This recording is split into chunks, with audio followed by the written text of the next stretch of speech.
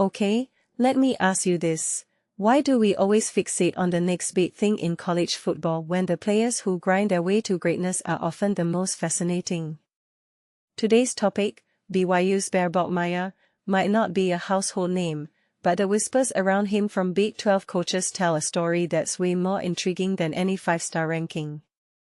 Let's unpack why this quarterback, stuck in the middle of a polarizing debate, could be the dark horse of the 2026 draft class, or just another game manager in a sport obsessed with flash.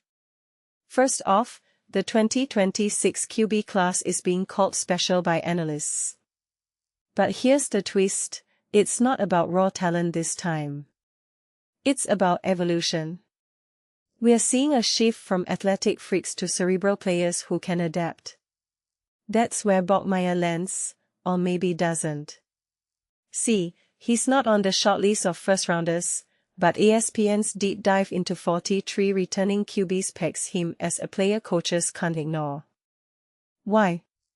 Because he's not just running around making highlight reels, he's out here playing chess while others play checkers. BYU's OC Aaron Roderick compares him to a veteran in his second year. Personally, I think that's underselling it. When a coordinator says a sophomore knows the system better than anyone we've coached, that's a red flag to defenses. But here's what fascinates me, Roderick wants him to run less and throw more. Sounds logical, right? Except Bachmeier's dual threat ability is his superpower. It's like asking a painter to stop using their favorite brush. But maybe that's the point. If he can silence doubters by proving he's not just a scrambler, he becomes a nightmare for scouts. Now, the Big 12 coaches are split. One calls him Charlie Hustle, a grinder who gets better every game.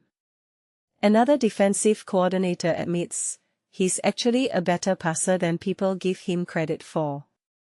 But here's the kicker, one coach thinks he'll stay exactly the same.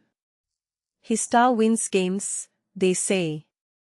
And that's where the real debate starts.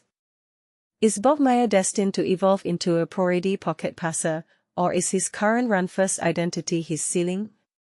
I'll argue this, in an era where mobility saves careers, Michael Vick influences, refusing to box him into stereotypes might be BYU's secret weapon.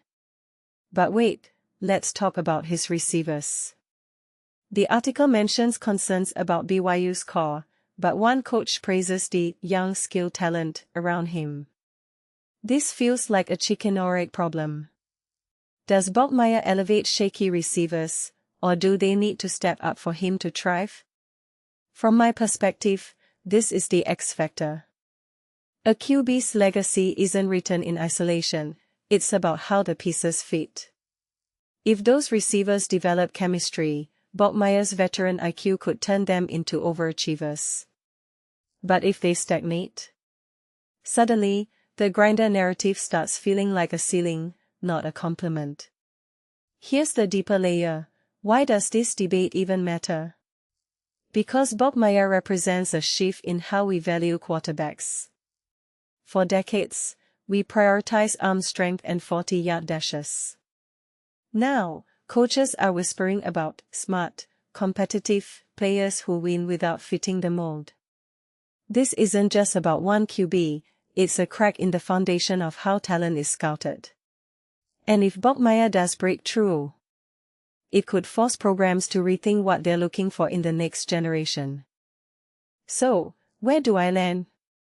I think Bachmeier's 2026 season is a litmus test. If he leans into his passing game without losing that unsackable elusiveness, he'll rewrite his story. But if he stays the same player, he'll become a cautionary tale about potential unrealized. Either way, his journey is a microcosm of college football's identity crisis, tradition versus innovation, flash versus fundamentals. And honestly, isn't that the kind of drama that makes this sport addictive? Let me know what you think.